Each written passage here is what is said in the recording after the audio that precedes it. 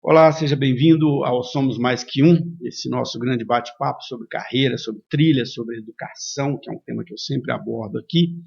E hoje é um episódio bem diferente, mas que, de certa forma, tem muito a ver com a ideia original do podcast, né? O podcast foi criado, a professora Márcia, Mavi, depois eu vou apresentar a vocês, foi criado em conversas com meu filho, com o Theo, que vocês conhecem, da gente falando sobre carreira, e eu não quero influenciar ele, né, sobre para onde ele vai, ele tem que escolher para onde ele vai.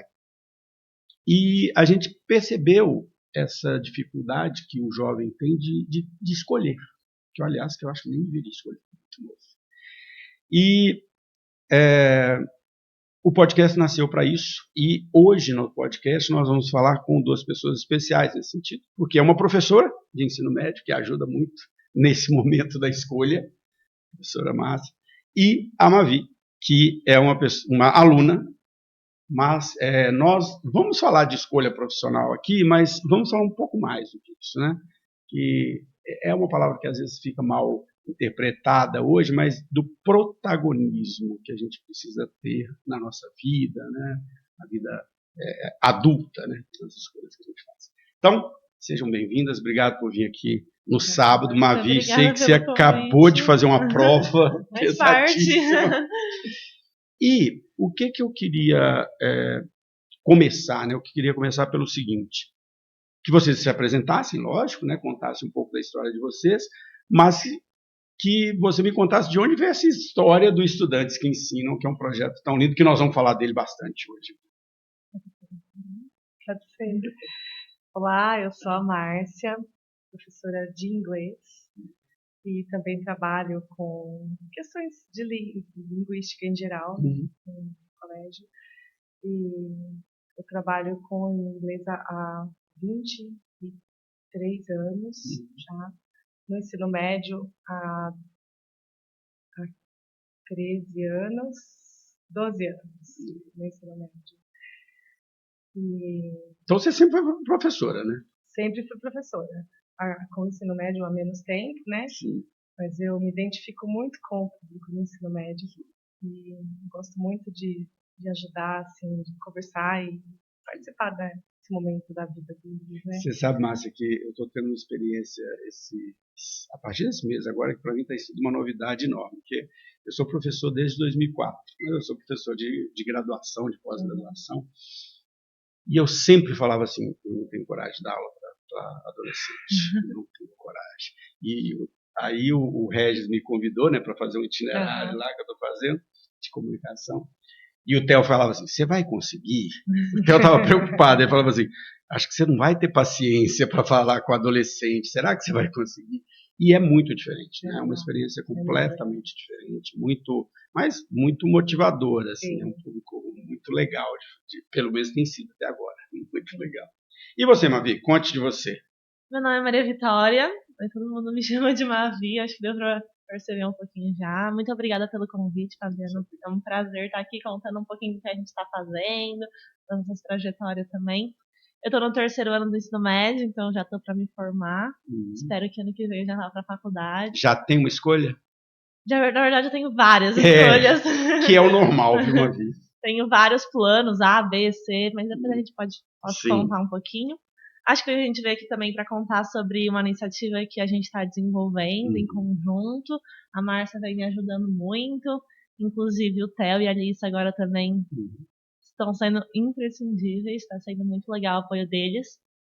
Mas começou já faz um tempinho e eu acho que é legal a gente conversar sobre o projeto. Mas eu quero falar um pouco dessa sua escolha, porque esse é um tema legal, né? Assim, que é o foco aqui. Você que está passando, é a primeira vez que eu trago alguém que está passando pelo momento da escolha. Eu sempre falo do momento da escolha com professores, com pessoas, com profissionais, mas é a primeira vez que eu trago alguém que está no momento. E eu não sei se você participou da feira de profissões, eu dei uma palestra lá também, e no início ali o coordenador, né, o diretor estava falando, e falando sobre isso, né, como essa escolha é muito cedo, tem tanta coisa, tem tanta profissão hoje, que antigamente eram poucas profissões, hoje tem tantas profissões a serem escolhidas. E como é que fica a cabeça de quem está escolhendo nesse momento? Eu acho que tem essa confusão inicial de, tipo, não sei direito o que ia fazer. Eu acho que principalmente por a gente não viver. A gente viveu sempre tudo na escola. E aí, às vezes, também, muito das coisas que a gente decide é influenciada pelo que a gente gosta ou não gosta das matérias da escola. E, às vezes, isso não reflete o que é realmente a profissão na vida real. Até o 9º ano eu não tinha ideia do que eu queria fazer. Tipo, absolutamente nada. E eu sempre fui uma pessoa que perguntava, você quer fazer medicina? E isso era a única coisa que eu tinha certeza. Eu Que não quero não, né? fazer medicina. Nunca quis, e eu acho que isso é um bom indicador, que, tipo assim, se você não quer desde sempre, assim, ensinar uma coisa que você gosta, porque agora a medicina tá muito em alta, todo mundo quer fazer todo mundo medicina, quer fazer. e eu nunca quis. Então, até o 9º ano eu não sabia o que eu queria fazer. Mas eu sempre gostei do que meu pai faz. Sempre Essa é uma admirei. influência muito forte dos pais, né? Qual é a profissão do pai? Né? E o seu pai faz o quê? O meu pai fez administração na FEA. Legal. Ele trabalhou muito tempo de executivo, assim, em empresa. Aí hoje ele faz algumas, tipo, trabalha em conselho, assim, em empresas. Então você vem para o nosso time da administração. Eu gosto bastante, sempre gostei bastante, mas sempre fiquei em dúvida, também não conhecia muito da profissão. Aí cheguei no ensino médio, aí tive acesso mais às áreas das exatas. Então, porque no ensino fundamental a gente tem as ciências e a matemática. Sim. Cheguei no ensino médio, aí tive acesso à física, à química, biologia, enfim, e eu gostei bastante, principalmente da área das exatas, assim, física, matemática, química. E aí eu falei assim, e se eu for pra engenharia? Também é um caminho. É um caminho. Aí eu comecei a pensar, conversar com meu pai, também me ajudou bastante. Às vezes eu posso misturar as duas coisas. Posso fazer engenharia de produção e depois mudar o caminho e trabalhar no mercado. Tem muito engenheiro que trabalha no mercado, né? Principalmente no mercado financeiro, tem muito engenheiro. Muito CEO que é engenheiro, porque a engenharia ela dá uma forma de pensar, né, muito estruturada, que é muito boa na administração. Isso é muito comum. E você estava falando uma coisa que quando o Fer veio aqui, o professor, a gente conversou, né? Teve um aniversário do Theo, uma das festas que o Theo faz aqui, que não lembro se era aniversário dele, eu conversei com vários amigos dele, todo mundo, vou fazer história, vou fazer história, vou fazer história. Eu falei, não, vocês não vão fazer história, o professor de história é legal. Vocês gostam do professor de história porque vocês estão falando que vão fazer história. Essa influência dos professores também é muito forte. Muito, bastante. Né? Sim. Inclusive, a primeira pessoa que me falou assim, uma das pessoas, né, que me falaram, se você fizer engenharia, foi o Ferps. Fernanda foi tipo assim, nossa, acho que você gosta dessa área, por que você não pensa em engenharia? Às vezes também dá pra você ir pra essa área de administração também, misturar as duas coisas, então foi uma influência legal também. Enfim, mas eu também acho que isso é um ponto legal pra gente pensar, que é um pouco diferente, eu quero ir pra fora. Essa é uma experiência importante. Eu quero fazer faculdade fora, então eu estou passando por esse processo de aplicar, que é totalmente diferente do que o vestibular no Brasil. E aí o Estudantes que Ensinam te ajuda muito. Muito, sim. O Estudantes que Ensinam surgiu antes da vontade de ir para fora, que já tem uma historinha de 5, 6 anos aí de Estudantes que Ensinam, que a gente vai contar. Mas está sendo muito útil também para contar quem é a Maria Vitória, tirando só o lado acadêmico. Isso é legal. Eu acho que eu sinto falta disso no Brasil, né? De o vestibular aqui, né? O processo seletivo para as faculdades aqui, ele é meramente conhecimento, né? E ele não olha o outro lado da pessoa. Nas instituições, principalmente na Europa e nos Estados Unidos, tem esse outro lado, né? De olhar quem é essa pessoa. Porque às vezes o conhecimento, lógico, é importantíssimo, não estou dizendo que não seja, mas é legal ver, né? O que essa pessoa faz, né? Do outro lado. Agora, deixa eu contar uma história, para você ficar bem tranquila sobre isso. Esse é o episódio 68 do podcast. Desses 68 episódios, se tem 10 pessoas que fizeram um curso e trabalham até hoje na mesma profissão, tem muito. Todos os outros fizeram um curso e foram para o outro lado. A vida, ela acontece, a gente tem uma escolha. Eu sempre falo que essa escolha é muito nova, né? A gente não está preparado para ela. E você, às vezes, faz, igual o seu pai falou, faz engenharia, mas você acaba indo para uma empresa, e depois você vai para outro caminho, aí você entra na educação, que foi o que aconteceu comigo, e aí você vai, né, movimentando. A vida é longa e ela é cheia. E ainda mais hoje, né, que a gente não sabe qual é o emprego que vai existir no futuro. né? O impacto das tecnologias sobre os empregos sempre foi muito forte, mas hoje cada vez mais brutal. E a gente não sabe se essas profissões vão existir, né? Quais serão elas. Então, vocês vão mudar de carreira várias vezes, né? Bom, então agora vamos falar um pouco do Estudantes que Ensinam. Conta isso. Para mim, eu não sabia que tinha esse tempo todo, não. Para mim era um projeto de 1, 2 anos. Não, bastante. Vou começar, depois você continua. Ele vem de antes da pandemia, né? Na verdade, eu sempre tive uma aptidão, assim, sempre gostei de, vamos ajudar minhas amigas a estudar para a prova. Enfim, mas o projeto mesmo surgiu, acho que comecei a ter a ideia assim em 2021. E aí, porque a minha priminha mais nova, ela passou na pandemia, 2020, metade de 2021, pelo processo de alfabetização. Então tava uma questão bem defasada, assim, ela tava precisando de ajuda, aí tinha a amiga do condomínio, a filha da funcionária. Todo mundo na mesma situação. Sim, e aí a minha avó, ela foi, durante toda a carreira dela, professora. E aí eu falei, vó, e se a gente fizesse alguma coisa juntas, na casa antiga dela, que ela tem uma casa, assim, de rua, que ela mudou pro apartamento. E aí a minha avó sempre trabalhou com isso, ela tinha algumas ideias, algumas coisas que ela já tinha feito. E aí a gente, vamos começar, né? Vamos abrir uma turminha, inclusive, depois eu posso contar essa história por Pode outro contar lado. todas as histórias aqui, a gente tem... Na verdade, a gente teve a ideia, mas quem deu um incentivo inicial foi a Luiz Helena Trajano, do Magazine Luiza. É uma história legal essa também, porque ela deu uma palestra pro CPP online em 2021, que estava na pandemia. E aí, palestra muito legal. Aí no final da palestra eu resolvi que eu ia fazer uma pergunta. E eu acho que eu tava no 8º ano, isso. Eu tava no 8º ano. Aí eu falei pra ela que eu queria começar um projeto social e por onde ela me aconselhava a começar, porque eu só tinha a ideia, o apoio da minha avó, algumas crianças que eu sabia que tinham interesse, mas só. E aí ela falou pra mim, dentro de todas as coisas que ela falou, que era pra eu começar e que depois as coisas iam se acertando. E aí foi isso que eu fiz. A gente abriu uma turminha com essas 5 crianças, e aí mantive contato com a Luiz Helena, gravei um vídeo pra ela, e ela começou a contar a minha história também, de que eu comecei um projeto. Alguns gerentes das lojas aqui da região mandaram os filhos dos funcionários pra lá.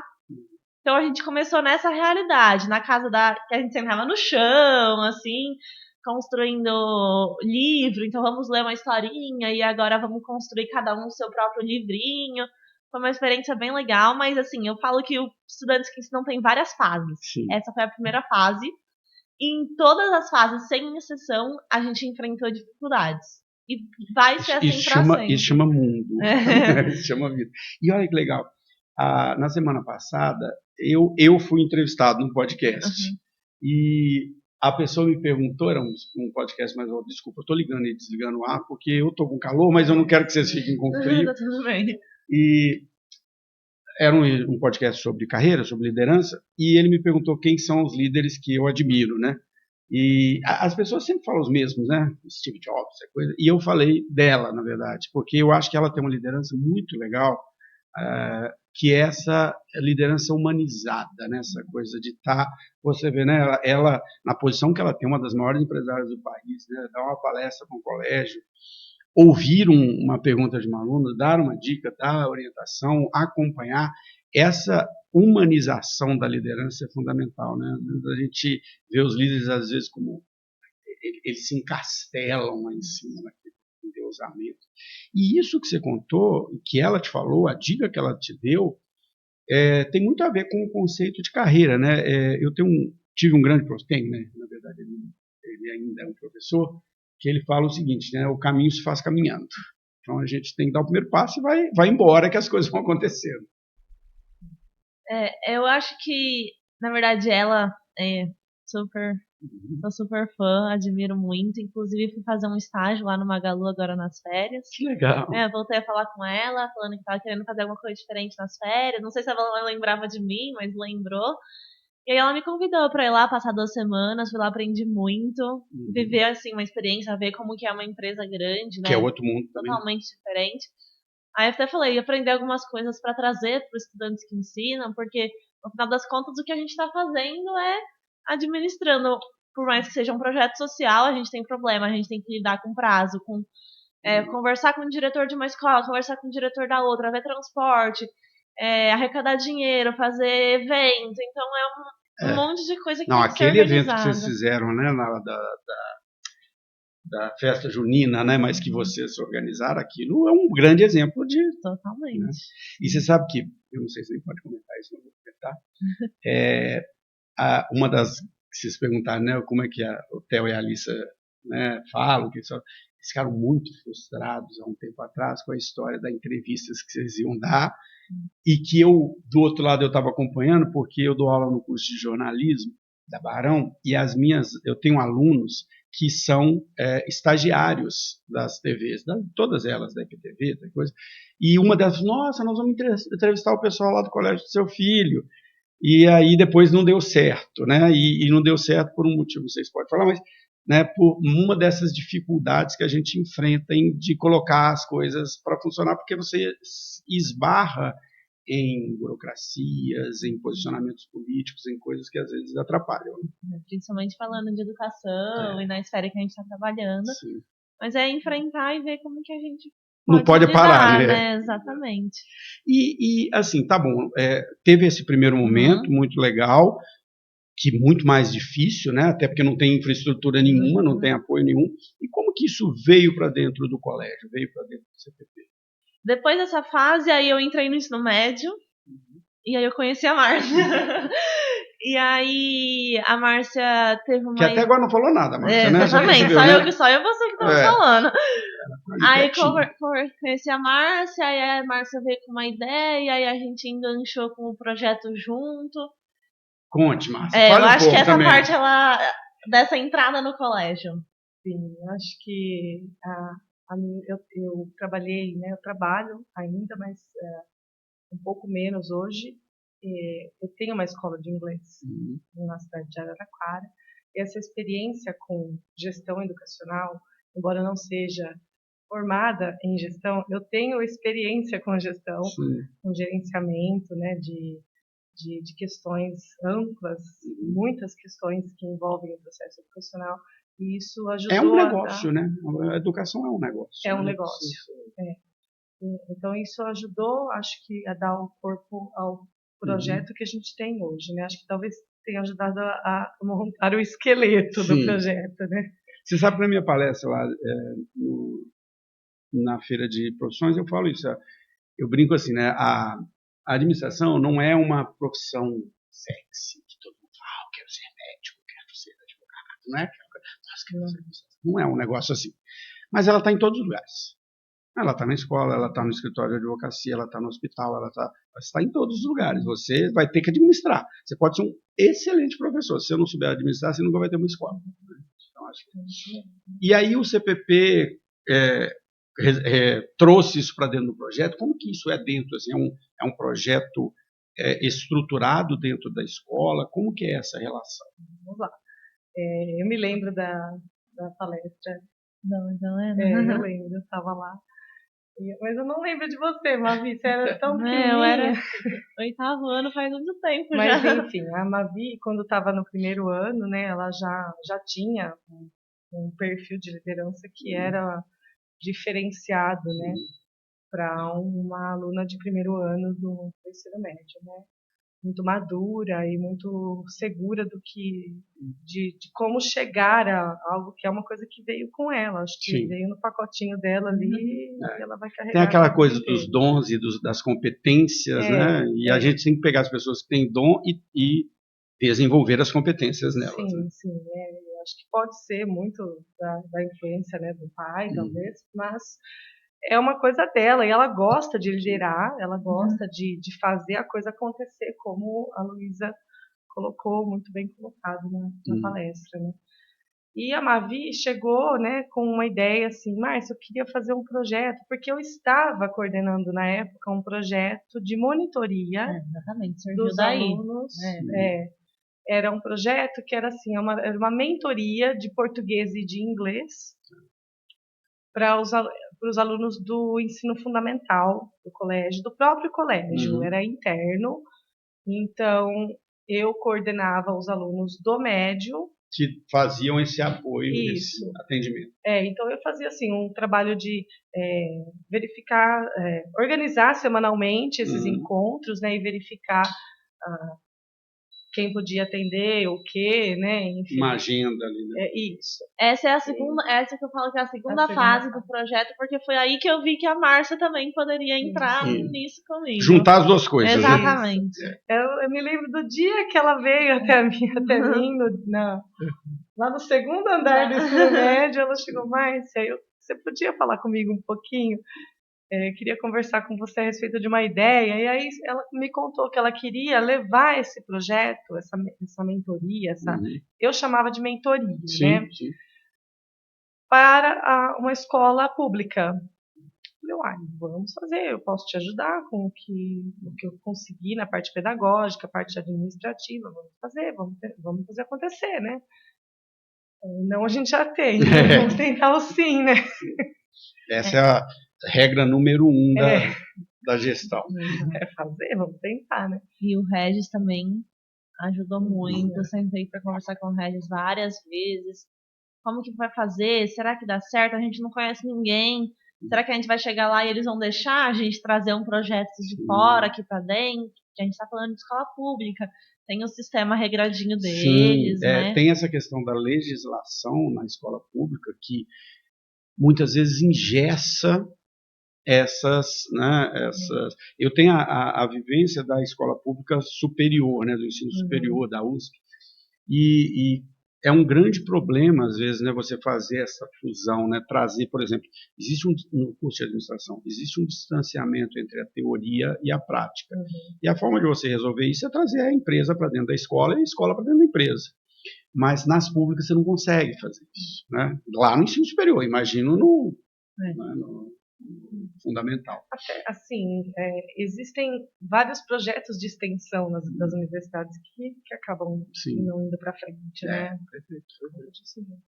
Mas, enfim, a Mavi e o Regis, então, foram bater na porta de uma escola. Literalmente. Bater mesmo na porta. Nem ligamos, nem nada, a gente nem sabia o contato, nada. A gente só chegou lá, tem alguém que a gente pode conversar aqui?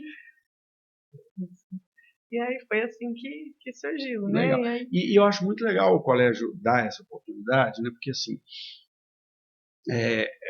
eu tenho uma relação muito profunda com a educação, porque assim, eu venho de uma família muito pobre e todos nós, eu e meu irmão mais velho, nós não tivemos a oportunidade de estudar quando jovens, vamos estudar depois, meus irmãos mais novos tiveram essa oportunidade, e a educação nos tirou daquela situação social. Né? Então, a gente dá um valor absurdo para a educação, sempre demos, para mim é uma coisa assim, não paro de estudar nunca, estou sempre fazendo outro curso, sempre fazendo 4 graduações, mestrado, doutorado, não paro. E o Theo, a gente sempre teve uma preocupação com o Theo na educação dele, porque a gente mudou muito. Então, em todo lugar que a gente chegava, o que a gente fazia? Bom, vamos para o tradicional. O que é o tradicional? É a escola católica, são as grandes redes que estão em todos os lugares, e vamos lá para aquilo que a gente sabe. Quando a gente decidiu ficar em Ribeirão, foi, acho que uma das primeiras vezes que a gente falou, bom, agora vamos olhar para as escolas de verdade e escolher uma escola que tem a ver com o que a gente acredita, naquilo que é educação. Né? E eu vou até ser sincero que o CPP não foi a primeira opção. O Theo foi matriculado na última semana no CPP, por uma pressão até dos amigos dele. Mas o CPP tem sido para mim uma grande surpresa, uma grata surpresa, porque quando a gente chegou aqui, que ele foi para uma dessas tradicionais, aquela história que eu falo da bolha, que eu falei com vocês da bolha no início, eu senti muito mais forte aqui em Ribeirão, porque Ribeirão é uma bolha social absurda, muito mais forte, é muita riqueza concentrada, né? E eu me incomodava muito. Ele ficou 3 anos no outro colégio. Eu falei, gente, me incomoda esse colégio. É muita riqueza junta sem o outro lado, ver a realidade do outro lado do mundo. O mundo é o mundo, você precisa ver. E o CPP, pelo programa das bolsas, no primeiro ano eu já gostei por causa do negócio das bolsas, porque traz pessoas de outros círculos sociais, traz essa experiência. E quando o Theo resolveu entrar nesse projeto, para nós foi muito feliz, assim, porque a gente viu, olha, agora ele está vendo o mundo, né? Porque eu acho que Mavi, eu sei que você mirou numa coisa e acho que acerta em outras, né? Você mirou na educação, que é fundamental, e aí a gente vai falar de educação pública daqui a pouco, mas traz muito mais do que isso, né? Você hoje é uma administradora de um negócio, você tem que saber bater na porta de alguém, criar uma argumentação, você tem que saber, agora parece que o projeto vai ter um pouco de dinheiro, né? Porque fez lá, tem que saber administrar dinheiro, tem que saber, né, prestar conta, tem uma consciência social que é absurda. Eu queria que você contasse um pouco dessas suas experiências com isso, né? Os seus aprendizados com esse projeto. Eu acho que a gente está indo para impactar essas crianças pequenas, ensinar elas, mas no final das contas, às vezes a gente sai muito mais impactados que elas, sabe? É uma mudança tremenda, assim. Eu acho que não só na forma da gente ver o mundo, nessa questão social e de entender outras realidades, outras visões e como a gente pode mudar, pelo menos tentar ajudar nessa questão, mas eu acho que dependendo da quantidade que eles estão se envolvendo com o projeto, cada camadinha que você vai se envolvendo mais coisas você vai aprendendo, sabe? A gente tem mais de 50 voluntários do CPP indo lá, e eu acho que todo mundo tá aprendendo alguma coisa diferente, mas a partir do envolvimento de cada um, é um aprendizado diferente. Então, eu tenho certeza que todo mundo tá vendo essa realidade diferente, interagindo com essas diferentes classes e vendo, estourando a bolha histórias mesmo, diferentes, né? Porque assim, eu me lembro quando eles comentaram a primeira vez, porque as crianças são semi-alfabetizadas, não tem apoio da família, às vezes, e aí eu conversei com eles, às vezes não é nem apoio, às vezes o pai e a mãe nem sabem também, são analfabetizados, a minha dissertação de mestrado é em administração, mas o meu tema se chama analfabetismo funcional entre alunos de graduação, porque quando eu cheguei para dar aula na graduação, eu me choquei com o nível de alfabetismo das pessoas e fui estudar esse assunto. E a grande verdade é que a gente tem um número oficial que diz que há analfabetos, mas o analfabetismo funcional, assim, a pessoa sabe escrever o nome seu, não sabe ajudar o filho a fazer uma, né? Ajudar a aprender. Então, existe toda uma questão social que não está só na criança, né? Está na família como um todo. E até perguntar isso para você, porque é uma coisa que eu tenho conversado com eles. Uma coisa são os voluntários, que são aqueles, sei lá, 10 que vocês devem ter ali, né? O grupinho central, que são os de verdade, os que estão lá. Mas agora vocês têm um outro nível aqui, que são o pessoal dos itinerários. Deve ser muito difícil gerenciar isso, né? Porque é outra relação, né? Na verdade, quando o projeto veio a primeira coisa que a gente fez na escola foi dentro do itinerário formativo, como projeto nas escolas públicas mesmo. Só que a gente estava num grupinho, assim, seleto para ver como que a escola lá reagiria e como dentro do CPP seria que é um projeto diferente, não é um itinerário tradicional que você fica dentro da sala e aprende, mesmo que os itinerários já são eletivas diferentes, né?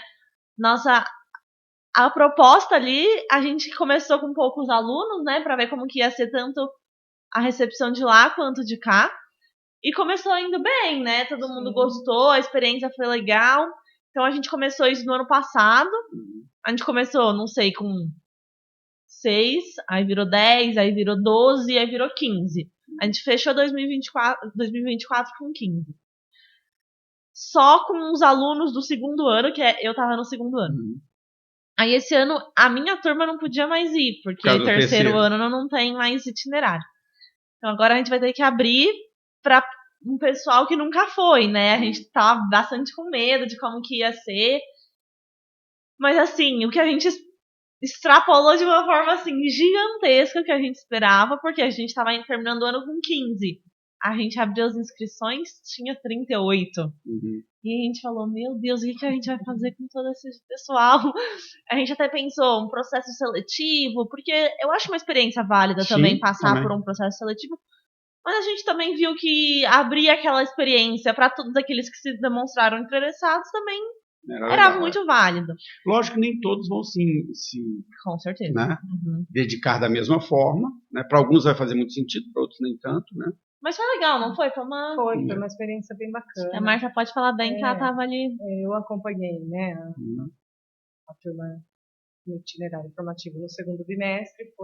Nós terminamos com 32 alunos. Então, teve aqueles que desistiram, né? Normal, né? Sim, não se identifica, faz parte do ser humano, né? Você começa e é o que a gente está falando no começo. É a trilha, é o caminho. É a trilha. Mas eu acho que assim, o projeto é dinâmico, né? Então, é mais de nós que estamos na organização do projeto entendermos que esse é o movimento dele, né?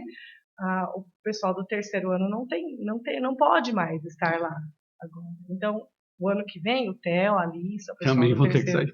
Então, nós precisamos renovar essa equipe. Essa equipe sempre vai ser renovada, né? Então, eu acho que o itinerário formativo, para mim, como professora, parte da liderança do projeto, é uma excelente oportunidade de identificar quem pode assumir papéis de liderança. Inclusive, fazer o interesse deles desabrochar, né? Porque quando a gente oferece só à tarde, porque a gente não oferece só o itinerário, existe a possibilidade de ir à tarde também.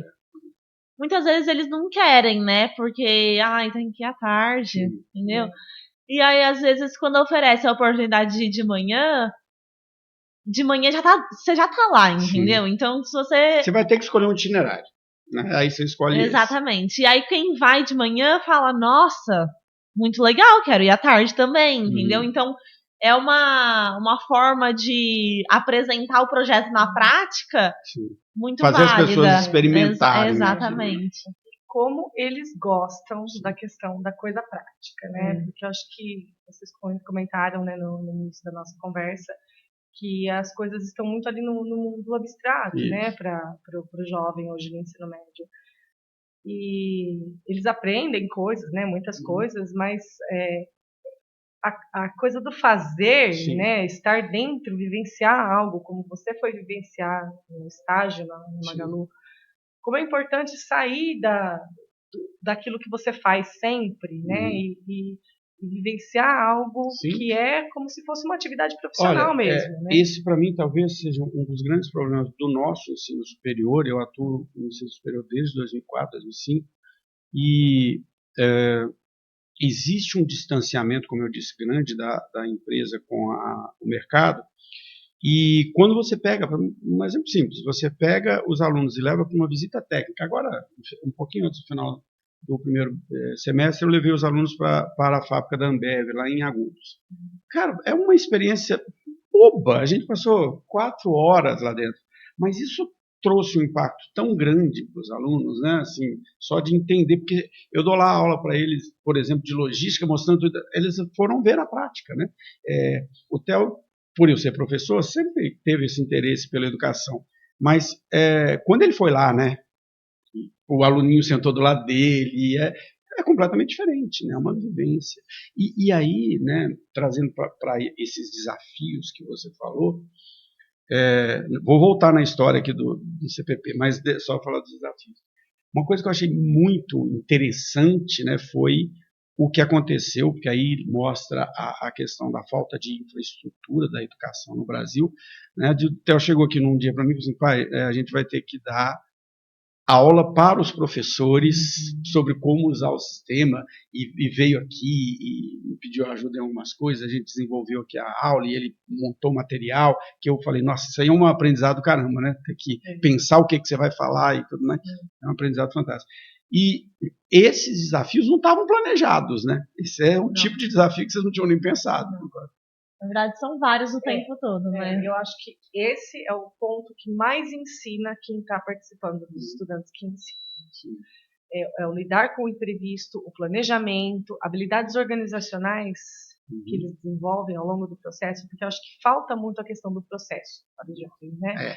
A gente está vivendo muito na era do imediato, né? Então eles estão tão acostumados com a coisa ser imediata e funcionar, tá tudo ali e funciona, tudo que eles têm funciona. Né? Ao clique de um dedo funciona, a vida funciona. Sim. E aí quando eles veem que nem tudo é assim e as coisas precisam de um processo vai partir daqui para chegar. E às vezes não era aquilo que você pensou. E não vou dá ter certo. que replanejar várias vezes, e mesmo assim, às vezes não vai dar certo, vou ter que tentar de novo. Esse é o ponto que mais ensina, na minha opinião. Eu concordo com você. Você me perguntou antes da gente começar aqui, né, o que eu vejo, né, porque eu acompanho a Alice e o Theo o tempo todo com isso. A Alice esses dias está meio doente, não tem vindo muito aqui, mas para mim os grandes aprendizados são esses, né? Lidar com problema, ter que resolver problema. O Theo falou, agora eu sou uma espécie de faz-tudo lá. É isso mesmo, vai lá e apanha com certos erros, né? É isso que você tem que fazer. E o aprendizado social, o impacto, né? a cair a ficha de sair da bolha, eu acho que ele é fundamental. E aí tem o conteúdo do negócio, né? Assim, eu me lembro que agora, né, nesse segundo semestre, porque eles já estavam desde o início do ano, né, a Alice e o Theo. A Alice chegou aqui para mim e falou assim, tio, tô com um problema muito sério, porque eu peguei um menino que ele é analfabeto, mas você vê que ele não quer aprender, e como é que eu quebro isso? E aí ela fez lá um exercício diferente com ela, levou lá as letrinhas, e o menino... E aí ela chegou a uma conclusão que eu achei linda, que é a seguinte, ele se esconde atrás de uma certa rebeldia porque ele tem uma dificuldade. E na hora que eu dei atenção para ele, né, ninguém nunca deu atenção. Quando eu dei atenção, ele... Cara, isso tem uma profundidade que é absurda, né?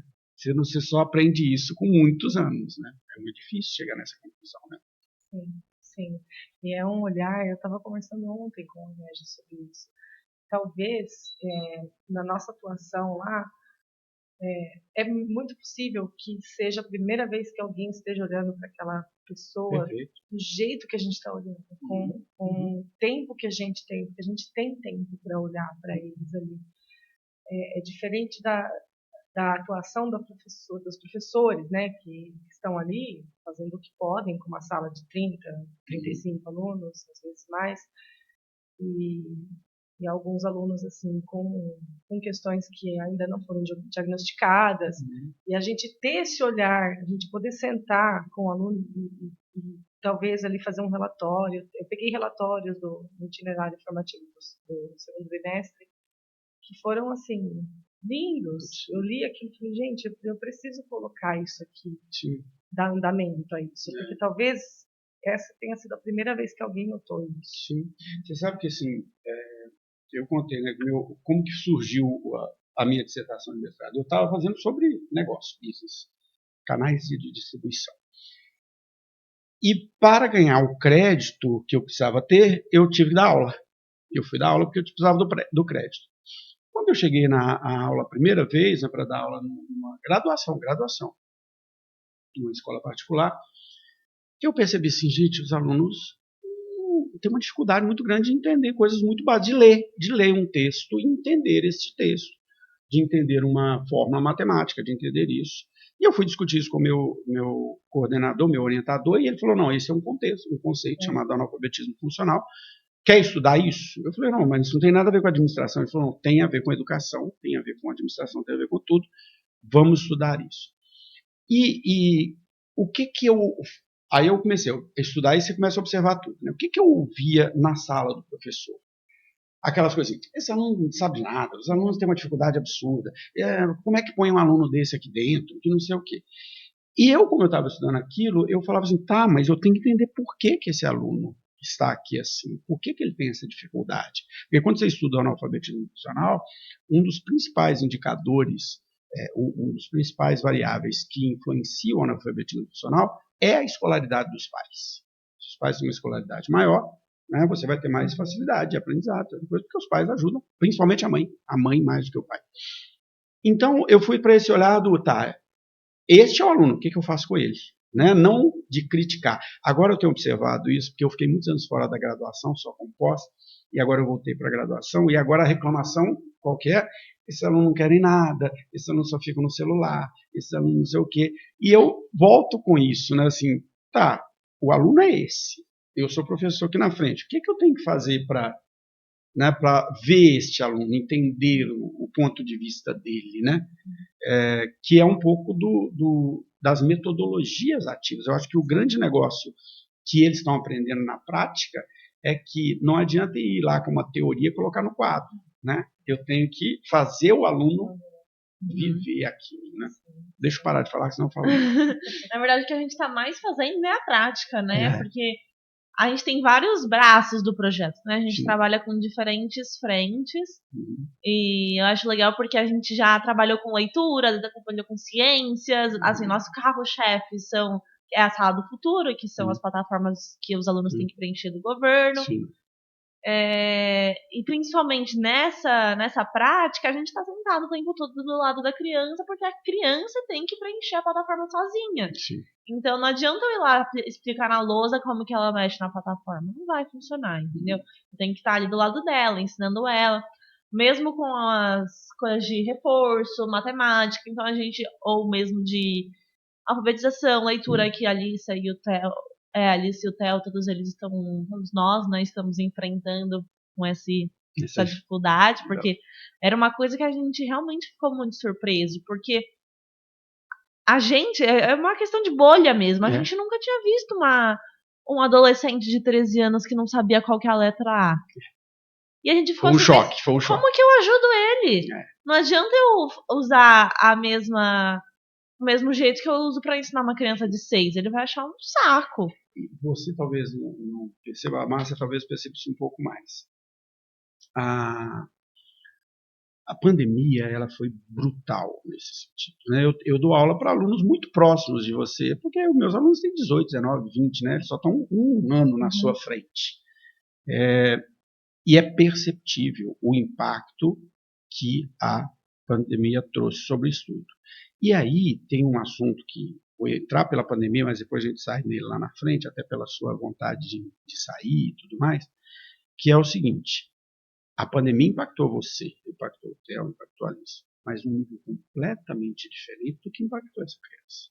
Nós temos uma amiga pessoal que é professora do ensino público lá no Guarujá, mas na verdade ela dá aula em Bertioga, ainda lá. E ela falava assim, na época da pandemia, ela falava assim, como é que eu vou dar aula? Eles falam que a gente vai dar aula online. O aluno não tem computador em casa, ele não tem internet em casa, não tem ninguém da família que tem um celular para poder acessar a aula. Como é que ele quer que eu dê a aula para esse aluno? E essa foi a realidade de muitos desses alunos, né? O impacto da bolha, mais uma vez, é sentido nesse. A questão física, a gente sabe que há muitos alunos que comem na escola, né? E a escola estava fechada. Como que foi a vida dessa criança, a vida familiar dessa criança? Ela não teve não só o estudo, faltou muita coisa para ela na época. E essa falta traz consequências que não sei, eu não sei, você não sabe, ninguém sabe como vai resolver isso. Eu tenho uma preocupação, vamos sair um pouco do estudantes que ensinam, mas para mostrar a importância disso. Eu tenho uma preocupação muito grave, muito mais profunda nesse sentido. Que eu digo o seguinte: se você analisar a curva demográfica brasileira, você tem famílias das classes A e B, principalmente Sul e Sudeste, hoje tem, em média, 1,1 filhos. Né? Então, casais têm 1,1 filhos. Quando você fala da curva da classe A e B, econômica, e Sul e Sudeste. Quando você vai para as classes D e E, já diminuiu muito a taxa de natalidade, mas ainda está em 3 e 4, mais ou menos. Principalmente quando você vai para estados mais pobres. Né? Então, você tem 3, 4, 5 filhos de um casal. Então, o que isso leva? Vamos pegar 30 anos para frente, uma geração para frente.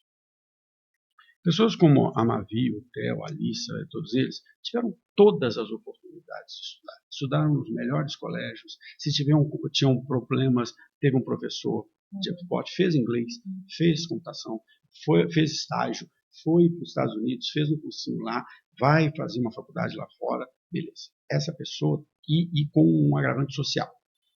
Como o casal só tem um filho, a riqueza de 2 vai virar a riqueza de 1. Essa pessoa está aqui. Do outro lado, eu tenho um casal que tem 4 filhos e que o filho mal vai na escola e quando vai é essa infraestrutura que vocês encontram. E lembre-se, vocês estão em São Paulo, que não é Brasil. São Paulo, a gente conhece bem o Brasil, eu te falo, São Paulo não é Brasil. São Paulo é um país da Europa no nosso país. Essa criança ela não vai ter nenhum nível de aprendizado profundo, que é o que vocês estão vendo. Um menino de 13 anos que não sabe o que é letra A. Daqui a 5 anos, esse menino está chegando no mercado de trabalho. Em um mercado de trabalho dominado pela IA, cada vez mais impactado pela IA. Que emprego vai ter para isso? Então, enquanto a Navio ali, vocês estão totalmente preparados para chegar numa multinacional, participar de um processo seletivo, de um trainee, e ser escolhido, e seguir, e ter uma carreira, né, ter uma vida. Este aluno já tinha uma dificuldade absurda, passou pela pandemia, que dificultou mais ainda, e ele vai chegar no mercado de trabalho completamente despreparado. Então, se você joga isso 30 anos para frente, você está fazendo assim com a sociedade, né? Você está dividindo a sociedade, sabe aqueles filmes de ficção científica que a gente vê, aquelas sociedades distópicas, é isso, né, que a gente está desenhando. Né? Parar de falar. Acho que até vou pegar o seu gancho. A consciência que os estudantes que estão nos estudantes que ensinam, eles têm consciência disso. Isso que eu falo. Esse é o valor dos estudantes, né? É muito legal, porque eles estão ali num lugar de eu sei que eu posso contribuir, eu sei que eu posso ajudar o outro, eu quero enxergar o outro. Eu tenho um papel. Isso, e acho que assim, é muito legal ver isso, sabe? Nos últimos 3 anos, né? 2022 foi quando a gente começou a ir, né? Sair do colégio para ir para fora, esse é o terceiro ano. Não, 2023. 2023 tudo passa rápido demais. Não, Márcia. Não, 23 foi no passado que a gente 24. Já estamos em 25, viu, Márcia? 23 foi a mentoria. 23 foi a mentoria. 24 a gente começou a ir para a escola pública. Você começou 23, né? Verdade. E aí, nesses 3 últimos anos, né, acompanhando eles, mais 2, né? Gente, que eu fiz letras, tá? Não lido bem com os números. Mas, enfim, nesses últimos tempos, né, acompanhando eles, eu vejo como é rápido o olharzinho brilhante deles, assim, né? Eles chegam ali na escola parceira, né, que a gente atende, o primeiro momento que eles têm ali, a hora que eles voltam para o ônibus, para a van, eles ficam assim, né? Uau! O mundo, que né? lindo! Que trabalho gostoso que é esse! Eles adoram. E assim, a maioria dos estudantes que colocaram o pezinho no estudante que ensinam quer voltar. E muda, é o que a Mavi falou antes, né? Muda completamente a visão do mundo, né? Eu acho que isso é que isso não tem volta. Mesmo que ele não continue no projeto, já mudou, né? Não, 100%. Deixa eu colocar uma provocação aqui. Sou uma pessoa que já entendi que é uma pessoa que gosta de desafios. Quando a gente fala de tudo isso que nós estamos falando de educação, seja no ensino público, seja no privado, seja no ensino fundamental, médio, superior, nós estamos falando do ensino, vamos chamar assim, regular. Esse termo a gente tem que usar os termos com bastante cuidado nesse momento. Regular. Existe uma outra realidade paralela aí no ensino que eu me relacionei com ela em 2 momentos da carreira, que é o ensino de pessoas com necessidades especiais. Né? Que aí você vai para um outro nível de desafio que é absurdo. Né? Eu tive a oportunidade de lecionar numa universidade em São Paulo, que os donos da universidade, a família dos donos, tinha um problema genético e vários deles eram cegos. São cegos. E, por causa disso, a universidade tem um trabalho lindo com cegos. Eles têm, para vocês terem uma ideia, eles têm uma casa dentro da faculdade que ensina atividades de vida diária. Como que o cego pode viver sozinho dentro da casa. Né? Então, eu convivi, dei aula para alunos cegos, E aí eu tinha que repensar minha aula todinha, que eu não podia fazer nada visual na aula, né? Eu tinha colegas professores cegos, que eles desenvolveram essas pessoas lá. Era um trabalho lindo da faculdade, apesar de ser uma universidade pública, particular, mas eles tinham um trabalho lindo. Mais recentemente, durante a pandemia, eu produzo muito conteúdo para cursos de EAD, né? E uma dessas instituições me pediu para escrever um conteúdo sobre políticas públicas de educação especial, que não é um assunto que eu domino, políticas públicas um pouco mais, mas em educação especial não. Mas aí eu fui estudar a educação especial para poder falar das políticas. E aí o nível de desafio vai para... Porque tem a questão física da escola, que as escolas públicas muitas vezes não têm essa preparação. Tem a questão dos equipamentos, né? Como é que você falou dos computadores, né? Eu me lembro de que uma das primeiras vezes o Theo chegou aqui e falou assim, tem um problema que não tem mouse nos computadores, dificulta pra caramba de usar, mas ele não tem como comprar os mouse, então a gente tem que se virar desse jeito. É uma coisa besta, simples, mas mostra a falta de estrutura, né? E você tem a falta de preparação dos professores para isso, que é um desafio absurdo, né? Preparar. Então, só para jogar um... Porque tem esse... É um caminho bem mais difícil de lidar, mas existe. A gente encontra, né, algumas ocasiões, e eu acho que principalmente a dificuldade do laudo. Porque tem muitos, tem alguns pouquíssimos com laudo. Inclusive, ano passado, quando a gente até encontrava alguns acompanhados, algumas crianças com acompanhamento de profissionais, além do professor da sala. Que é uma política pública. O que é muito legal, porque aquela criança está tendo apoio. Esse ano eu ainda não vi nenhum acompanhado, mas não sei se é o horário que eu tô indo. Mas tem vários alunos que a gente encontra que precisavam investigar, sabe? Que precisava ir atrás de um laudo, mas aí entra também a questão da família, e às vezes a criança tem também a questão de que tá na escola pública por esse motivo, e aí não quer ir atrás de um laudo por diversos fatores, então às vezes deixa o processo até um pouco mais complicado se tivesse essa investigação, se tivesse esse cuidado. Então é difícil, né? Porque a gente tem que ficar constantemente também pensando em como ajudar, né? Porque a gente também não tá numa sala voltada só para isso. A gente tem que... E as crianças não param. A gente tá falando de criança de 6 anos, então... E às vezes essa falta do laudo, porque a gente pergunta pra professora, né? Como que a gente pode agir, como é a melhor forma de até porque vocês não estão preparados para isso. Né? Exatamente. Isso é uma coisa que eu falo muito. É sempre de estudantes para estudantes, mas tem que ter gente por trás desses estudantes que estão indo lá ensinar. Porque a gente está no ensino médio, a gente não tem preparação técnica e profissional nenhuma para isso. Posso te dizer, Mavi, os professores que estão lá também não estão tendo. Também não tem. Eu estou vivendo essa experiência agora na Barão, onde eu dou aula. Nós estamos com 3 alunos lá, 2 Down e o outro com laudo. Os professores estão perdidos. Quem mais está perdido são os professores. Né? Como eu ensino para essa pessoa? O que eu cobro? E um outro desafio é que também há muitos problemas que ainda não foram nomeados. Porque aí entra numa seara enorme, né, que é a questão da doença mental, que nós todos estamos, de certa forma, adoecidos, né, na nossa sociedade, e as coisas, é o que você falou, muitas delas nem nomeadas estão. Né? É difícil lidar com isso. Sim, eu estava conversando recentemente com uma neuropediatra que escreve livros.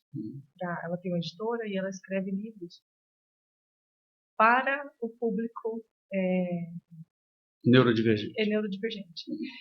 E ela procura também profissionais que sejam neurodivergentes para escrever. É bem bacana, para escrever, para ilustrar.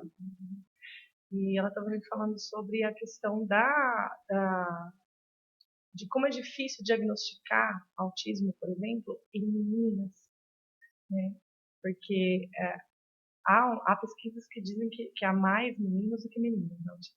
Mas porque o diagnóstico tem mais diagnosticados do que... porque, olha só, eu não sabia. Há um protocolo que se segue para diagnóstico que é baseado em comportamentos dos meninos. Então, os comportamentos femininos não são levados em conta, e assim, muitos diagnósticos não são realizados porque tem esse olhar que busca algo que, na verdade, não vai encontrar no comportamento feminino. Eu até perguntei para vocês, quando vocês chegaram, né, se vocês tinham visto o vídeo do Felca, né, que foi o assunto, e ele fala sobre isso, né, assim, que essa coisa da doença mental hoje vem da próprio ambiente no qual a gente está inserido, né? Então, muitas crianças que são, né, que ele mostra ali no vídeo dele, que sofrem abuso, não sentem que estão sendo abusadas porque para aquilo é normal, né? É algo tido como um ambiente normal. E a gente sabe disso ali no próprio colégio que vocês estão, que é um colégio extremamente elitizado, extremamente bolha, mas você percebe também, né, diversos tipos de problemas que estão ali presentes também, né? Sim, Esse tem sido um grande desafio para nossos professores, né? Como eu disse, eu passei muitos anos fora da graduação, voltei agora, então eu lidava com alunos mais velhos, né, profissionais, na pós-graduação, e agora estou lidando de novo com alunos de 18, 19, 20 anos. Tem um desafio muito grande, que é a internet, que é a rede social, que é né, isso é normal, mas, e essa é uma discussão que eu tenho muito, até com o Theo também, né, é que a aula, ela não evoluiu. A nossa aula é chata. E aí a gente quer que o aluno preste atenção numa aula chata. Porque a gente quer ir lá na lousa e ainda achar que nós temos um papel de transmissores de conhecimento, e nós não somos, né? O conhecimento está aí. Eu fiz a primeira aula lá do itinerário, né, essa semana passada, e eu usei uma metodologia, não sei se você conhece, que chama Word Café. Metodologia Word Café, você cria mesas e as pessoas vão circulando nessas mesas e eu não falei nada, eu não falei nada, simplesmente expliquei e as pessoas interagiram o tempo todo, escreveram, falaram. Eu estou com depois eu mostro para vocês o que eles escreveram. Então, quando você sai da aula chata, você conquista os alunos, né? Mas é mais fácil, não estou dizendo que eu não conheço o ensino médio, estou falando do ensino superior. É mais fácil a gente chegar na sala dos professores assim, os alunos não querem nada. Na verdade, estava tudo no celular, os alunos estavam jogando na bet. Né? Bem, mas a sua aula foi interessante, né? O que você fez para chamar a atenção? É um desafio grande hoje. Né? Eles gostam de fazer, né? Isso. Falta muito tabu. Né? Mas é que é muito mais fácil para o professor controlar aquilo que está acontecendo, né? Essa visão do comando e controle, né, que era muito tradicional nas organizações, até hoje e nas escolas, né? Tem um autor sobre educação que eu amo, que infelizmente faleceu, chama Ken Robinson, não sei se eu falo, Ken Robinson. E o Ken Robinson, ele falava o seguinte, né, que o nosso modelo educacional, ele foi pensado para criar trabalhadores para, né, a sociedade capitalista. E ele é pensado da mesma forma que a empresa, comando e controle. Eu te dou ordem, você faz, te dou ordem, você faz. E por nivelações, né? Você vê, olha o que você falou. A Mavi, desde o primeiro ano, ela tinha uma característica completamente diferente dos demais. Mas eu tenho que pôr ela nesse ano aqui e deixar ela junto com todo mundo aqui. O que muitas vezes faz com que essas pessoas que têm uma capacidade maior, ou têm uma outra forma de pensar, ou têm uma outra, se sintam tolhidas pela educação, né? Porque você fica preso a um modelo. Mas é um modelo que nós temos e ele continua impactando a gente, a forma como a gente pensa. Né? Eu acho que, falando um pouco da esfera do ensino médio, também tem a questão que pesa muito forte, que é o vestibular, né, do Brasil. A gente está muito suscetível a ele ainda e não tem muita forma de escape dentro das diretrizes que ele coloca. Isso, Mavi, é uma discussão que eu faço muito com o Theo, porque é o seguinte, é só você olhar o marketing das escolas de ensino médio. O que elas falam? Quantas pessoas nós aprovamos? Qual foi a nossa nota no Enem? E eu sempre falei, tô nem aí para isso. Não é isso que me interessa. Eu quero saber o que vocês estão formando o meu filho como cidadão. Não estou preocupado com que nota que você tem no Enem ou quantas pessoas você formou. E eu sempre falo, Theo, eu sei que essa minha opinião ela é meio criticada, os meus próprios amigos falam isso, mas você é de educação e fala isso, eu falo exatamente porque eu sou de educação que eu falo isso. Eu falo, Theo, preocupa não tenha pressa, se você quiser tirar um ano, tira um ano, vai para a Europa, vai fazer um mochilão, conhecer o mundo, depois você volta, e aí você escolhe. Porque é uma pressão que você falou, você imagina o nível que você está de pressão hoje, né? Sabendo que você vai ter que fazer um vestibular daqui a alguns meses e que você vai ter que passar. E se você não passar, você vai cair num cursinho, você vai ficar mais um ano estudando a mesma coisa outra vez. Né? E você entra naquele círculo doentio, eu acho doentio. Você falou de medicina. O Lafayette estava falando isso para mim outro dia desses. Um aluno de medicina que quer cursar medicina leva, em média, de 2 a 3 anos para ser aprovado. Ele vai ficar 2 a 3 anos fazendo cursinho. Eu acho isso muito pior do que você tirar um ano sabático, né, e pensar a sua vida para ver o que você quer. Já que estão falando disso, e aí? Me conta um pouco dessas escolhas. Você quer estudar fora, mas você falou que você tem um plano A, um plano B, um plano C. É bem de planejamento você mesmo, né? Só um pouco. É um pouco bem elaborado, assim, é um processo bem diferente que envolve, é bem mais amplo, né? Envolve, não sei se você sabe um pouquinho quais são as necessidades, do que precisa. Precisa de um planejamento e precisa de um conhecimento que poucas pessoas têm aqui em Ribeirão, então a gente teve que recorrer à ajuda em São Paulo, porque eu não sabia nada sobre, meu pai não sabia nada. Aqui em Ribeirão não tem ninguém que faz isso. E aí, inclusive, a gente teve que recorrer à ajuda para entender quais seriam os passos, o que a gente tem que fazer, qual é o passo a passo. E comecei, definitivamente, intensamente o processo no começo do ano passado. Então, estão sendo 2 anos assim de bastante trabalho. Contando que esse semestre vai ser muito mais trabalho do que foi o resto até agora. E ao mesmo tempo se preparando para o vestibular aqui também. Porque tem essa característica, porque aqui em Ribeirão não tem isso, as pessoas não têm essa cultura ainda, mas em São Paulo já tem algumas escolas, na verdade diversas, assim, um pouco, que preparam os alunos para estudar fora. Sim. E lá, essa é o objetivo da vida deles, eles foram preparados para estudar fora, então não tem outras preocupações. E eu me propus a não desistir do vestibular do Brasil, tentando usar ele como as minhas escolas mais de segurança, assim, não que seja fácil, porque eu estou dividindo a minha atenção. Sim. Então, uma boa parte da minha atenção está indo para esse processo de application, que é esse processo mesmo, com diversos fatores, não é só fazer uma prova. Você vai sendo avaliada durante várias etapas, né? Passa por várias etapas. Tem prova, tem SAT que eu preciso fazer, proficiência, TOEFL que eu fiz. Além disso, histórico escolar, isso é muito importante, é uma das coisas mais importantes de como que foi o seu desempenho do 9º ao 3º ano. Não é só naquele dia na prova, mas como você se desafiou e como você enfrentou o que estava sendo proposto ali para você. E as redações, carta de recomendação, e as redações que você precisa escrever. Nessas redações é que mostra quem você é, além da Maria Vitória que estuda ali. Os projetos que você o projeto que você desenvolve, o que você fez a sua vida inteira, além de só estudar, entendeu? Então é bem desafiador, principalmente porque eu não cresci para isso, não cresci estudando para isso, então tive que me reinventar ali. Mas assim, eu acho que, na verdade, quando eu comecei o processo, mas e se não passar? A chance de não passar é grande, porque eu tô querendo ir para faculdades muito boas. Mas eu tenho certeza que eu tô saindo desse processo muito diferente do que eu entrei.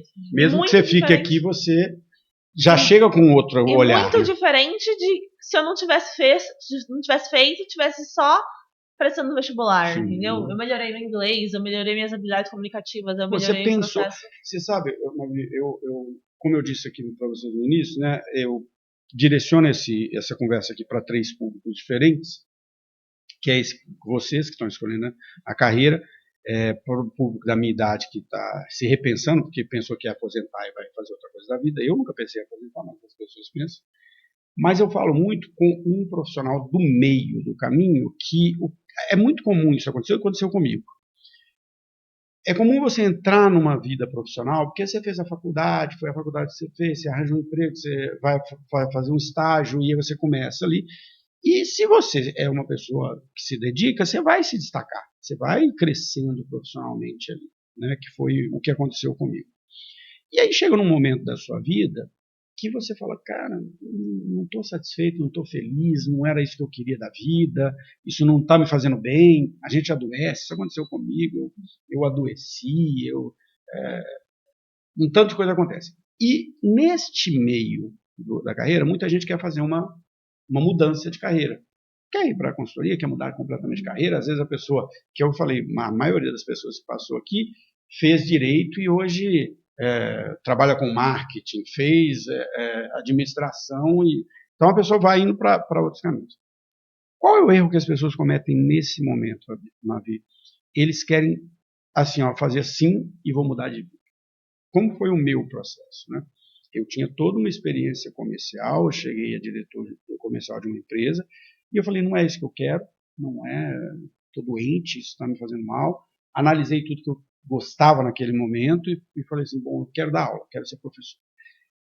Do momento que eu falei, quero dar aula, vou ser professor, até o momento que eu saí da Ambev e fui realmente, foram 5 anos de planejamento, né? De falar assim, tá bom, o que eu preciso para fazer isso? Não quero simplesmente dar aula, eu quero dar aula, ser um bom professor, ser reconhecido, um sacanista, porque tudo que a gente pega a gente quer fazer bem, né? Então, esse planejamento que você está falando, isso que você falou, estou levando 2 anos para fazer isso, coisa, são pouquíssimos profissionais que fazem. As pessoas acham que assim, ela vai fazer assim, vai mudar de carreira. Por exemplo, uma coisa simples que você deve estar fazendo. Se eu quero mudar de carreira, ou se eu quero atingir um objetivo qualquer que seja, eu tenho que fazer network. Eu tenho que me relacionar com pessoas daquela carreira. Você sabe disso. Aquela perguntinha que você fez lá no 8º ano, assim, oi, deixa eu fazer uma pergunta, te abriu um relacionamento, porque ela te ouviu, ela sabe quem você é, ela te convidou, provavelmente ela vai escrever uma carta de recomendação para você. Isso mudou a sua vida, aquela perguntinha ali. Mas não é a pergunta, é o fato de você ter estabelecido uma relação com uma pessoa. E a gente tem essa tendência a achar que as pessoas famosas ou grandes são inalcançáveis. Elas não são, né? São pessoas. E você tem que ir lá e bater na porta e falar, tudo bem? Então, isso que você está falando mostra muito a sua maturidade, porque planejar uma carreira é difícil. A grande maioria dos profissionais, eu dou palestra sobre carreira, e a primeira pergunta que eu faço, quando eu entro na palestra, eu falo assim, onde você vai estar daqui a 5 anos? E 99% das pessoas não têm ideia de onde estará daqui a 5 anos. Eu tenho certeza que se eu te perguntar, você me fala onde você vai estar. Com certeza absoluta. Porque você pensa assim, né? Então, parabéns por isso. Mas vamos voltar aqui. E os próximos passos do estudante que ensina? Você vai ter que sair. Você já está doendo no seu coração? Sim, com certeza. Isso aí. Na verdade, pegando um pouco o gancho dessa questão do planejamento, esse pensamento de, meu Deus, eu vou sair e eu não quero que o projeto acabe, começou primeiro dia que eu pisei no 3º ano. Falei assim, e agora? O que eu vou fazer? Porque eu espero que eu saia ano que vem e que eu vá para a faculdade, mas eu não quero de forma alguma que o projeto pare, sabe? Eu quero que ele se perpetue. E foi a partir dessa vontade de uma conversa que eu tive com a Márcia que a gente falou, vamos estruturar, vamos deixar mais institucionalizado, com processos mais reais e mais organizados. E foi aí que surgiu a equipe de liderança, que é onde o Theo e a Alice estão, mas Sim. o Gael e a Júlia agora. Porque até esse momento estava concentrado... Era você, né? E a Márcia... Você e a Márcia. Exatamente. Eu e a Márcia resolvendo tudo. E tava assim... nos consumindo, assim. E a Márcia a Márcia tem outras coisas. A Márcia tem uma filha, um marido, uma vida. Eu também tenho uma vida. Você tá estudando. Eu quero passar na faculdade. E então...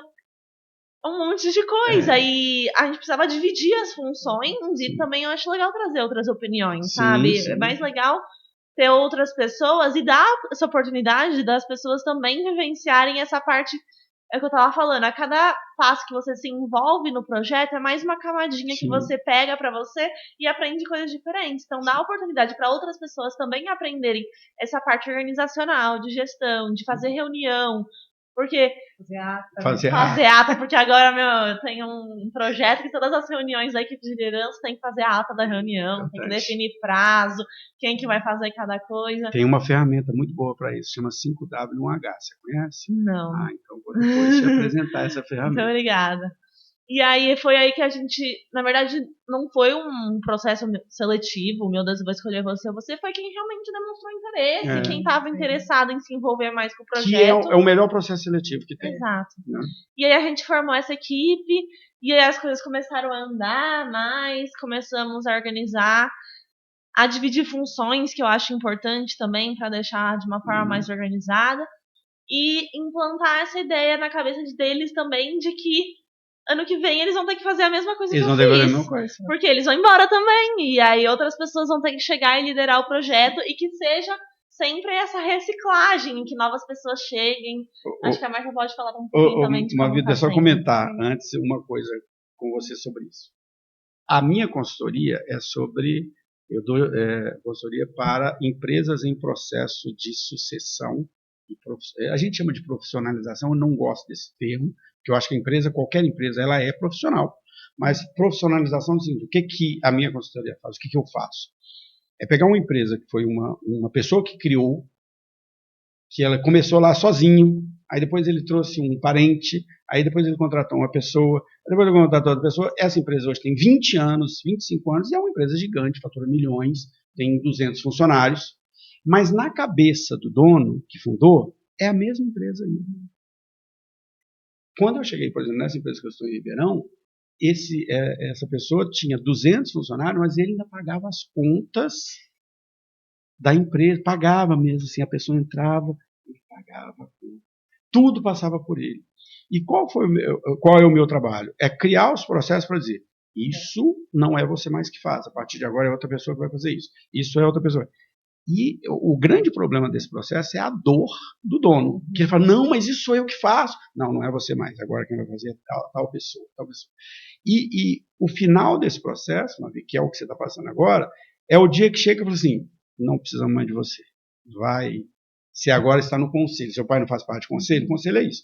Você agora faz parte do conselho. O dia a dia não é você mais que paga a conta, não é você que contrata a pessoa, não é você que toma a decisão, você não toma mais nada. Você está lá no conselho, fazendo parte do conselho.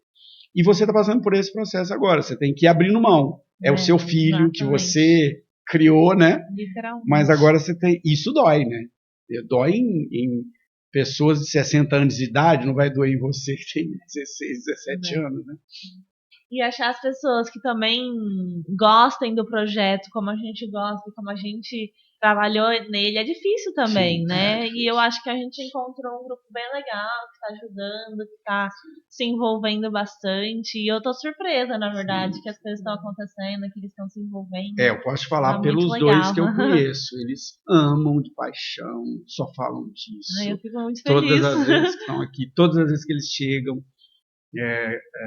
você vem muito para cá no final de semana, ele fica aqui, eles me contam tudo que aconteceu na semana e tudo, né? Estavam ansiosos com voltar, né? Então amam de paixão, assim, pode ter certeza, pelo menos os que eu conheço. E o que você acha, Marta, sobre isso?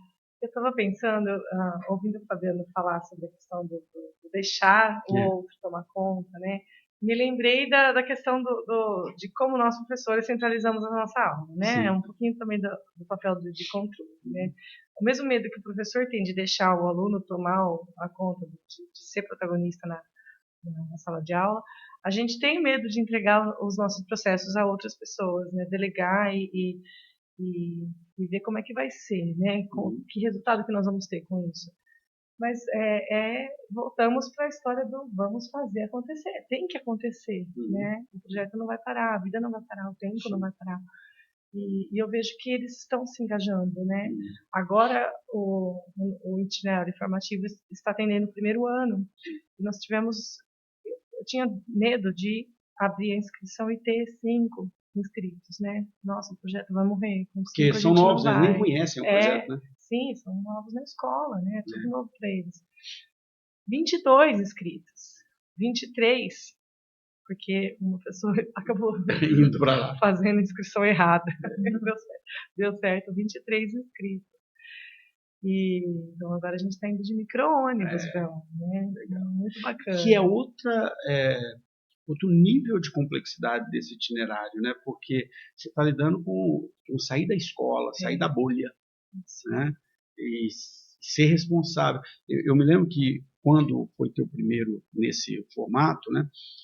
Conversando com o Theo e a Alice aqui, eles falavam assim, poxa, a gente está com medo porque nós que somos aqui, né? A gente que está aqui, a gente sabe, a gente faz porque gosta, a gente faz porque... Será que essas pessoas que estão vindo vão ter esse mesmo amor, né? Esse mesmo cuidado? Porque vocês estão lidando com crianças, né? Uma fala diferente, um toque diferente, uma mensagem, né? Passa uma série de coisas, né? Então você tem que ter um cuidado muito grande. Tem toda essa questão do comportamento que a gente conversa, como se portar, porque querendo ou não a gente tá a gente estava inclusive conversando isso quinta, são várias coisas em jogo, né? É o colégio que está por trás, é o exemplo que a gente está dando para as crianças lá, porque a gente está como referência deles, e o projeto Estudantes que Ensinam. Então, são 3 coisas que estão em jogo. Então, saber passar essa informação para os voluntários é muito importante, sabe? Ser responsável pelas suas ações e agir da forma mais adequada possível, que a gente vá lá, realize o nosso trabalho, mas com respeito e da melhor forma possível é muito importante também. Sim. Não, e quando a gente lida com o outro, né, às vezes uma palavra que você fala para você às vezes não tem significado nenhum, né, mas para aquela pessoa, principalmente para quem é carente de atenção, para quem, né, como você fala, pode causar um impacto, né, a pessoa pode entender de outro jeito, né? E isso é muito perigoso, né? Você tem que ter um cuidado muito grande. A gente que é professor sabe disso, né? Nossa, muito. Como a gente tem que tomar cuidado com as coisas que a gente fala, o jeito que a gente se relaciona com as pessoas, porque tudo pode ser mal interpretado, mal entendido. Isso é uma comunicação, né? O que você transmite não é necessariamente aquilo que vai chegar para quem está recebendo, né? Porque depende você tem que se colocar no lugar. Bom, nós já estamos há 1h15 falando. Nossa, nem percebi. Nem pareceu, né? Parece que tem uns 15 minutos falando. E eu, por mim, eu fico, tá? Eu continuo, não tem problema nenhum com isso. Mas eu queria que vocês falassem um pouco disso, né? Assim, você já começou a falar do futuro, né? E eu converso isso com eles aqui, né? É um impacto, é um projeto que, além do impacto em vocês, alunos, também tem um impacto social muito bom, né? Muito belo. Eu falo, educação é a base de tudo e a gente vê como a educação pública ainda tem problemas, né? Não deveria ser, mas ainda tem problemas, principalmente estruturais, né? E que você... Agora eu vou abrir para vocês falarem o que vocês quiserem, tá? Eu sei que a Mavi vai ter muita coisa para falar, né? Mas o que vocês querem falar sobre o projeto que a gente não tem abordado, coisas que vocês acham importante, né, a gente comentar sobre, ou futuros projetos, futuras ideias? Agora abrir para vocês. Falando um pouco desses planos do projeto, eu acredito muito num negócio que, na verdade, aprendi lá com a Luiz Helena agora em julho, agora quase meu mantra. Eu acho que ela fala muito que a sorte só aparece para quem se movimenta. Então agora estou bastante com essa ideologia. E eu acho que é isso, o projeto tem que se movimentar, tem que aparecer, eu acho que tanto para mim, eu acho que nada vai aparecer para ninguém se as pessoas não se movimentarem, não forem atrás dos seus próprios interesses. E eu acho que para o projeto a gente está procurando expandir, né? Na verdade, esse ano aconteceu a primeira expansão, porque até então a gente tinha adotado uma escola pública só. Então a gente eu falo que é a fase 4 do projeto, que é a fase 1 foi lá na casa da minha avó, a fase 2 foi com a mentoria lá dentro da escola, a fase 3 foi a primeira vez que a gente entrou na escola pública e agora a gente está na fase 4, que é a expansão. Que tem sido um grande desafio. Sim. Que são outras realidades. Totalmente. E aí a gente entrou numa escola diferente e, inclusive, a escola que a gente estava falou que deu uma indicação, falou, o projeto é muito legal, recebe eles, e a gente foi super bem recebido pela diretora, coordenadora, professores, então está sendo uma experiência bem legal. Eu acho que seria legal expandir dentro dessa escola nova, porque essa escola nova ainda nossa situação está pequena. Expandir dentro dela seria muito legal. E eu acho que tentar talvez gerar um impacto diferente de uma forma um pouco mais abrangente. E eu acho que o primeiro caminho para isso é uma coisa que a gente já está fazendo, que é a documentação do que a gente fez até agora. A Alícia está ajudando muito nisso, então a gente já tem vários cursos prontos, porque acho que isso é uma política legal de explicar. Quando a gente chega na escola, a gente não fala tipo, eu faço isso, isso, isso. A gente pergunta, qual é a maior necessidade de vocês? E às vezes ela vai falar uma coisa que a gente nunca fez. E a gente pode parar e tentar desenvolver algo relacionado a isso. No começo desse ano a gente fez um projeto de ciências que a gente nunca tinha feito. Então tudo isso está sendo documentado. E aí, toda vez que a gente chegar num lugar novo, esse processo tende a ser um pouco mais tranquilo. Você tem o que apresentar, né? A gente vai ter o que apresentar e a gente já fez tudo isso. E a pessoa pode escolher e aí a gente adapta para o contexto dela, para a idade dos alunos daquela escola que a gente estiver chegando. E mesmo se ela quiser outra coisa, a gente faz igual a gente fez até agora. Mas eu acho que essa documentação que está sendo feita, essa organização vai deixar mais fácil para que seja expandido. E isso aí também é um processo muito comum nas empresas, viu? Assim, a empresa ela vai nascendo de uma forma orgânica, as coisas vão acontecendo, as pessoas vão resolvendo os problemas.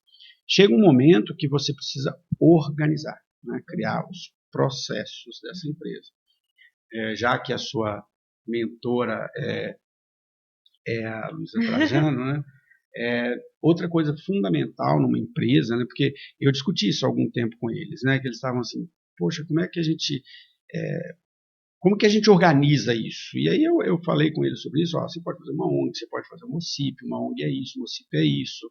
Fiz um estudo com eles junto, né? Mandei um material para a Alissa e para o Theo, para eles falarem o que é uma ONG, o que é uma OCIP, como que isso se organiza, ou como você pode fazer uma fundação sem fins lucrativos, todas essas questões estruturais. Qualquer que seja o caminho, e isso não acontece na empresa, o próximo passo é criar processos. E por que o processo precisa ser documentado, como você fala? Porque quando você sair e alguém entrar, você fala, tá aqui, é isso que você tem que fazer. Né?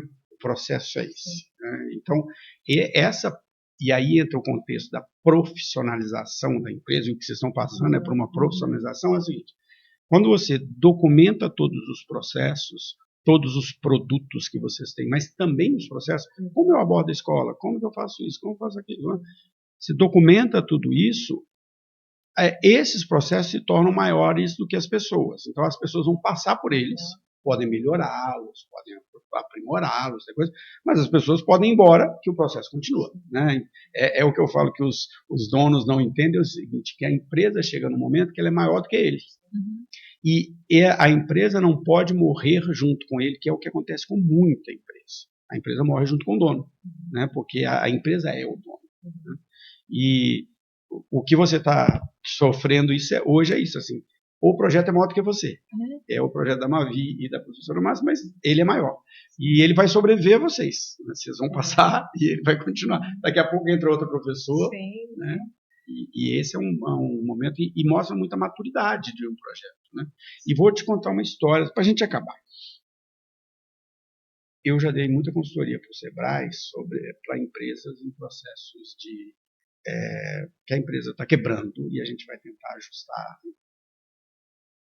Existem estudos feitos pelo Sebrae que mostram que mais de 70% das empresas morrem no primeiro ano, e se você chegam até o terceiro ano, são menos de 10% das empresas fundadas no Brasil. Então você já é o estudante que ensinam já é uma empresa que sobreviveu a todas as outras que morreram no meio do caminho. Então parabéns pelo projeto. Querem falar mais alguma coisa? Vou deixar aberto para vocês.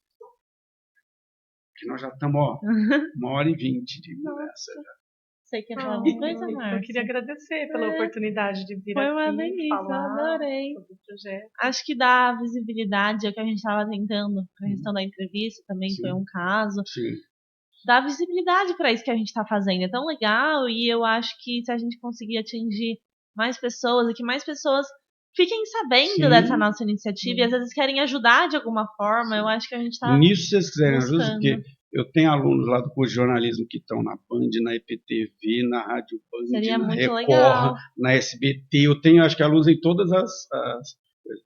Só que assim, né? Eu sei que vocês tiveram um problema com isso, né? Que é o outro lado.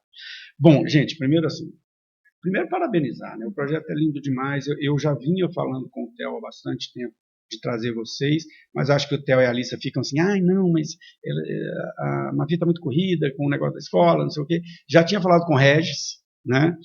Porque como que surgiu essa ideia? Como é que isso tudo surgiu? Um dia o Rodrigo me ligou, ele viu o podcast, eu já conheci o Rodrigo e o Lafayette. O Rodrigo me falou assim, pô, cara, tô vendo o podcast, você não quer vir entrevistar o Lafayette? Aí eu fui lá para conversar. E o Lafayette enrolou, falou, ó, vou te indicar, vou falar pro Regis ser entrevistado. O Regis me enrolou. Falou, não, eu vou pedir para os professores. Aí, então, agora, depois de muito tempo, os professores estão começando a vir. Fernando veio, a Daniela, que aliás, a Daniela e o Rodolfo foram uma conversa deliciosa. A gente ficou quase 2 horas conversando aqui, que era à noite. Vieram vocês agora. E eu sempre falava, ó, vamos convidar, né, a Márcia e a Mavi, e o resto falava assim, tudo bem, mas no caso a Mavi eu tenho que falar com os pais dela, né, tem que ver se elas podem. E a gente vai, né, colocar o episódio inteiro no YouTube, no Spotify, mas nós vamos fazer muitos cortes mesmo, e eu vou mandar esses cortes para vocês, porque aí vocês podem publicar eles do jeito que vocês quiserem, porque eu acho que tudo isso precisa ser falado, né? Precisa ser falado. Eu atuo em educação há muitos anos, e vou lhe dizer, conheço muito projeto de extensão, já passei por muitas coisas, já vi muitos projetos muito bonitos, não estou falando que não existam, mas esse é um projeto que, assim, neste nível de organização, profissionalização, e sendo um projeto de ensino médio, né? Que eu estou acostumado a lidar com estruturas, por exemplo, você vai numa faculdade, tem uma empresa júnior por trás, tem uma agência júnior por trás, tem uma estruturação muito maior, né? E vocês estão aqui no ensino médio, né, com a força, com a cara e com a coragem, construindo um negócio muito bonito em todos os níveis, né? No impacto que vocês trazem para as crianças, vai ser inesquecível para elas, no impacto que vocês trazem para a escola, porque melhora os indicadores da escola, no impacto das pessoas, como vocês falaram, né? Muda a pessoa completamente, é perceptível isso, e na sociedade, né? A gente tem que fazer nosso papel na sociedade. Então, parabéns demais aí pelo projeto de vocês. Muito obrigada, prazer. E tomara que tudo ande bastante e dê muito certo, porque é muito lindo mesmo. E tomara que você seja aprovada nas escolas que você quer. Vai ser um caminho difícil. Eu falei que na frente eu ia falar disso, não vou falar agora. Eu tive uma experiência não de ir para fora, mas de sair da minha casa muito cedo e trabalhar e morar em outra cidade. E eu falo isso com todas as pessoas aqui, né? Morar fora de onde você nasceu é talvez uma das experiências mais importantes que uma pessoa pode ter. Principalmente quando você vai para uma outra cultura totalmente diferente. Porque, assim, não vai ter seu pai e sua mãe, não vai ter nenhum amigo, não vai ter a cultura que você conhece, não vai ter as coisas que você conhece, e você vai ter que se virar. Né? Isso é, assim, você tem que se abrir, você tem que fazer amizade, você tem que ser protagonista, você tem que se mexer para ter sorte. Então é uma experiência que vai te enriquecer muito, assim, em todos os aspectos. É uma experiência muito importante. Por isso que eu falo para o Theo, assim, não preocupe com a faculdade, não vai embora, experimentem o mundo, depois vocês voltam e vocês fazem, porque esse é um aprendizado que você vai ter que é fantástico. Tomara que dê certo lá. Eu sei que vai ser difícil, mas eu acho que vai ser um difícil muito válido. Muito válido. Sempre falei desde pequenininha que eu não sabia o que eu queria fazer, mas o que eu queria fazer, tinha certeza que eu queria sair de casa. Então, assim, se eu não for pra fora, eu vou pra São Paulo. Sim. Eu acho que eu quero essa independência, eu quero sair de Ribeirão, eu quero conhecer uma cidade maior, ir pra um lugar diferente. Então, eu acho que vai ser difícil, tenho total senso disso. E acho que vai ter que ser mais difícil do que eu espero que seja. Mas eu acho que é parte do processo. Sim. E eu espero que eu aproveite muito e que dê certo. Mesmo que você vá para São Paulo, você vai perceber como são culturas completamente diferentes. Isso que vocês fazem com o projeto, né, de sair da bolha, mesmo que você saia da bolha, você ainda está numa bolha maior aqui, que é a nossa cultura. Tudo aqui é Ribeirão. Quando nós chegamos aqui, nós tivemos choques culturais também, né? O Theo teve uma experiência maravilhosa na vida dele, que foi o seguinte: a gente morou 1 ano no Rio Grande do Sul, e nós mudamos do Rio Grande do Sul para Belém. são dois mundos, são dois países completamente diferentes, culturas completamente diferentes. E isso traz uma vivência que você vai ter com essa experiência que vai ser fantástica. Tomara que dê certo. Torço por você lá. Muito obrigada. Gente, bom, maravilhoso essa conversa. Ficaria muito mais tempo conversando aqui, porque fala de coisas que para mim são muito importantes, educação, né? Eu sou um fã mesmo da educação, apoio e luto pela educação.